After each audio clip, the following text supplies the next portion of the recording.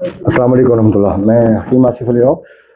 چونکہ موضوعات تو بہت سارے ہوتے ہیں، پھر ڈسکس بھی ہوتی ہے، لیکن آج کا جو چھوٹا سا کلپ ہے وہ آپ کی انفارمیشن کے لیے کہ دانت پیسنے کا جو عمل ہے یہ انسان کی جب تحریک انتہا خشکی سردی میں ہوتی ہے، یعنی اس کے جسم میں حرارت کی کمی ہو چکی ہوتی ہے، تو یہ کیفیت تب پیدا ہوتی ہے. چونکہ مسکولر سسٹم کی ذمہ داری ہے حرکت کرنا، تو دانت پیسنے کا عمل بھی مسکولر سسٹم کے زیر اثر آتا ہے.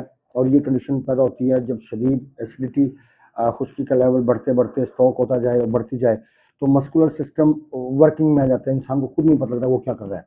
اکثر لوگوں کو دیکھا ہوگا نیند میں اٹھ کے چلنا شروع کرتے ہیں، وہ بھی کیٹیگری راؤنڈ اسی کنڈیشن میں آتی ہے.